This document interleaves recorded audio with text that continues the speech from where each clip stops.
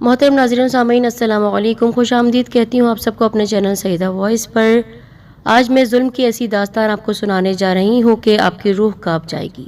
वालिदैन के इस दुनिया से जाने के बाद एक लड़की पर जुल्म किया उसके अपने ही बहनोई ने और उसकी ज़िंदगी को अजीरन बना दिया। ज़िंदगी की कशमकश में मुब्तला वो लड़की, उसकी दास्तान को बयान किया है एक नेक खातून ने। चलिए बढ़ते हैं अपनी वीडियो की तरफ और देखते हैं क्या हुआ अंजाम फिर उस लड़की का और उस बहनोई के साथ कुदरत ने क्या मामला किया। वीडियो को देखने से पहले हमारे चैनल सईदा वॉइस को सब्सक्राइब कर दें और बेल को उसके साथ ही प्रेस करें, जिससे आपके पास हमारी अपलोड की जाने वाली वीडियोस के नोटिफिकेशंस पहुंचते रहें। 2 दिन की लगातार बारिश से मौसम खासा खुशगवार हो चुका था। आज मेरा इरादा लॉन में नाश्ता करने का था। बेल की आवाज़ आई। आज काम वाली जल्दी जा चुकी थी, इसलिए मुझे ही गेट खोलने के लिए जाना पड़ा। दरवाज़ा खोला तो सामने एक नौजवान लड़की, जिसकी उम्र लगभग 18 साल की होगी, दुबली पतली सी वो लड़की एक बड़ा सा बैग अपने कांधों पर लटकाए हुए खड़ी थी। मैंने पूछा, क्या बात है, इतनी ज़ोर से बेल क्यों बजाई? बाजी, घर घर जाकर ये सामान बेचती हूँ, आप ख़रीद लें ताकि मेरा मालिक मुझसे खुश हो जाए। मैंने कहा, मुझे नहीं ख़रीदना कोई सामान वामान। गुस्से में मैंने उसको जाने के लिए कह दिया, पर वो ज़िद करने लगी तो मैं फिर नर्म हो गई। मैंने उससे कहा, अच्छा ठीक है, थोड़ी देर बाद आना। थोड़ी देर बाद जब मैं नाश्ता कर चुकी तो वो वापस आ चुकी थी। उसने कहा, बाजी, आप मेरी पहली कस्टमर हैं जो मेरा अभी सामान ख़रीद रही हैं, और न जाने आपको देखकर क्यों मेरा दिल चाह रहा है कि आप मेरी मदद ज़रूर करेंगी। मुझे उसकी बातें भली लगी, वो कोई फ्रॉड नहीं लग रही थी। मैंने पूछा, क्या नाम है? कशमाला। बाजी, मेरे पास खुले नहीं हैं। जब मैं उसको 500 का नोट दे रही थी, मैंने कहा कि बाकी पैसे तुम रख लो। वो कहने लगी, शुक्रिया बाजी, आप कितनी अच्छी हैं। लोग वैसे तो हमको धुतकार देते हैं और इतनी बातें भी सुनाते हैं, पैसे भी नहीं देते हैं, लेकिन आपने तो मेरी बहुत मदद की है आज। उसने इतनी भराई हुई आवाज़ में बातें की, मुझे उससे हमदर्दी होने लगी। मेरा जी चाहा मैं उससे बातें करूं। मैंने पूछा, तुम पढ़ी लिखी हो? बस मैट्रिक पास हूँ, कॉलेज में एडमिशन लिया था, लेकिन अम्मी अब्बू की वफ़ात के बाद आगे ना पढ़ सकी। मुझे और तजस्सुस हुआ, मैं जानना चाहती थी उसके बारे में। अच्छा कशमाला, तुम मुझे कुछ अपने बारे में बताओ। तुम कितने बहन भाई हो? ये काम कब से करती हो? कोई और काम क्यों नहीं करती? बाजी, क्या दास्तान सुनाऊँ अपनी? हम 2 बहनें हैं। बड़ी बाजी की बहुत जल्दी शादी हो गई थी। मुझे पढ़ने का बहुत शौक़ था, इसलिए अम्मी अब्बू ने मेरा कॉलेज में एडमिशन करवा दिया था। कॉलेज जाने में अभी कुछ हफ्ते बाकी थे, तो मैंने सोचा 2-3 दिन के लिए अपनी बड़ी बाजी के घर रहकर आ जाऊँ। फिर पढ़ाई शुरू हो जाएगी तो वक्त नहीं मिलेगा, और मेरी बड़ी बहन वैसे ही हमारे घर बहुत कम आया करती थी। मैंने अब्बू अम्मी को मनाया और हम तीनों बहन के घर जाने के लिए तैयार हो गए। मैं बहन के घर 1 हफ्ते के लिए रुक गई और अम्मी अब्बू वापस चले गए, लेकिन घर वापस जाते हुए उनकी गाड़ी का एक्सीडेंट हो गया और उस हादसे में दोनों फौत हो गए और मैं अकेली रह गई। हमारा अपना घर था, जबकि मेरी बड़ी बहन अपने खावंद अपने शौहर के साथ किराए के घर में रहती थी। इसलिए मेरे बहनोई ने सोचा, बजाय इसके कि मैं उनके साथ रहूं, वो हमारे साथ रहना शुरू कर दे।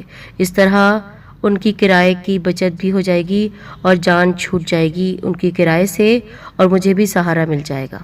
वैसे भी मैं अकेली थी। मुझे लगा मेरा बहनोई बिल्कुल सही फ़ैसला कर रहा है, और ये फ़ैसला तय पाया कि बाजी, बहनोई और बच्चे हमारे घर रहेंगे।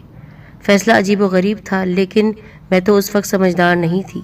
मेरा बहनोई बहुत चालाक आदमी था, ये राज तो बाद में जाकर खुला। वो न सिर्फ हमारे घर आ गया, बल्कि उसने बहाने से हमारा घर भी अपने नाम करवा लिया और मेरा कॉलेज जाना भी बंद करवा दिया, और साफ साफ कह दिया कि उसके साथ रहना है तो मुझे काम करना पड़ेगा, क्योंकि वो मेरा ख़र्चा नहीं बर्दाश्त कर सकते। अगर बहन मेरी तरफदारी करती तो वो उसे बहुत मारता।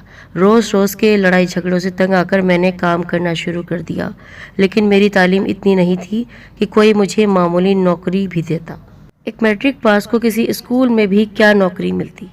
थोड़ा बहुत सिलाई का काम मैं जानती थी, वो मैंने शुरू कर दिया, लेकिन बहनोई को घर में औरतों का आना जाना पसंद नहीं था, इसलिए उसने मुझे सिलाई के काम से भी मना कर दिया, पाबंदी लगा दी। फिर मेरी एक जानने वाली ने मुझे इसी काम पर लगा दिया। मैं 2-3 महीनों से ये काम कर रही हूँ। सारा दिन गर्मी में घर घर जाकर ये सामान बेचती हूँ। لوگوں کی باتیں بھی سنتی ہوں، کھانے پینے کا ہوش بھی نہیں رہتا۔ دن بھر میں جو کماتی ہوں اس میں سے ساری کمائی بہنوں ہی رکھ لیتا ہے اور صرف 100 روپے مجھے ملتے ہیں۔ تب کہیں جا کر مجھے رات کا کھانا بھی نصیب ہوتا ہے اور رہنے کی جگہ۔ اس کے باوجود بھی بہنوئی مجھ سے اور بہن سے لڑائی کرتا رہتا ہے اور باتیں سناتے رہتا ہے۔ میں اس کے سر پر بوجھ ہوں، حالانکہ میں اتنا... اور یہ کہتے کہتے کشمالہ پھوٹ پھوٹ کر رونے لگی۔ میں نے اس کو چپ کرایا اور پھر اسے جب میں نے سامان خرید لیا تو وہ وہاں سے چلی گئی۔ اس کے جانے کے بعد کچھ دیر وہ میری سوچوں میں رہی، پھر میں اپنے کاموں میں مصروف ہو گئی ہمیشہ کی طرح۔ اپنا تعارف تو میں نے کروایا ہی نہیں۔ میرا نام فرزانہ ہے، ایک بوتیک چلاتی ہوں میں جو میرا اور میری دوست کا ہے، پر میری دوست شادی ہونے کے بعد امریکہ جا چکی ہے اور ساری ذمہ داری بوتیک کی اب میرے کندھوں پر آ چکی ہے۔ گرمیوں میں بوتیک کا کام بہت بڑھ جاتا ہے، اسی لیے میں بہت مصروف تھی۔ رات کو بوتیک سے واپسی ہوتی تو بہت دیر ہو گئی ہوتی۔ کام کی تھکاوٹ سے میں بہت جلدی سو جاتی۔ لیکن ایک دن میرے ذہن میں خیال آیا کشمالہ کا۔ کافی دن ہو گئے ہیں وہ میرے پاس نہیں آئی ہے۔ اس کی باتوں میں میرا ذہن الجھ کر رہ گیا۔ کام میں میرا دل ہی نہیں لگ رہا تھا۔ بڑی مشکل سے میں نے کام کیا اور یہی سوچتی رہی کہیں اس کے بہنوئی نے اس کے ساتھ برا تو نہیں کر دیا ہے۔ تو میں نے اپنی گاڑی لی اور اس کو ڈھونڈنے نکل پڑی۔ گھر کا پتہ اس نے مجھے بتایا تھا۔ جب اس کے گھر پہنچی تو اس کی بہن وہاں موجود تھی اور ساتھ ہی اس کے ایک بہت بھیانک شکل کا آدمی کھڑا ہوا تھا۔ میں نے پوچھا کدھر ہے کشمالہ؟ تو وہ آدمی کہنے لگا کون کشمالہ؟ ہم کسی کو نہیں جانتے۔ میں نے کہا زبان بند کرو اور مجھے بتاؤ کدھر گئی وہ؟ وہ کہنے لگا ہم نے اسے گھر سے نکال دیا۔ تو یہ گھر اس کا تھا، اس کا گھر نہیں تھا، یہ گھر ہمارا ہے۔ وہ رہ رہی تھی ہمارے پر بوجھ بن کر۔ جاؤ ڈھونڈو جا کر۔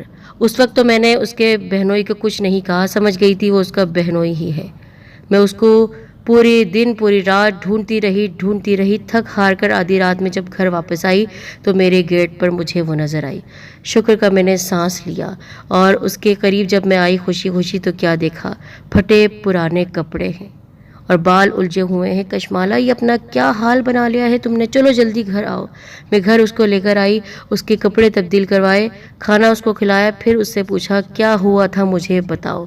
روتے ہوئے کہنے لگی باجی میرا بہنوئی بہت ہی برا آدمی ہے، وہ نشہ کرتا ہے۔ وہ نشہ کر کے مجھے اور میری بہن کو بہت بہت مارتا ہے۔ ہر وقت میری بہن کو یہ طعنہ دیتا ہے کہ تم صرف بیٹیاں پیدا کر سکتی ہو۔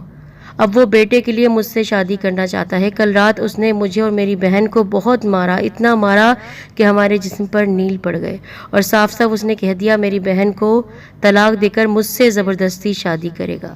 میں بڑی مشکل سے وہاں سے بھاگ کر نکلی ہوں، جان چھڑا کر نکلی ہوں اور رات سے سڑکوں پر ماری ماری پھر رہی ہوں۔ جب کوئی بھی ٹھکانہ نہ ملا تو میں تھک ہار کر آپ کے گھر کے سامنے آ کر بیٹھ گئی۔ پلیز باجی میری مدد کریں، میں گھر واپس نہیں جاؤں گی۔ میں آپ کے گھر کا سارا کام کر دیا کروں گی، نوکرانی بن کر رہوں گی، لیکن مجھے اس گھر میں واپس نہ جانا دیں۔ میرا بہنوئی مجھے اور میری بہن کو مار ڈالے گا۔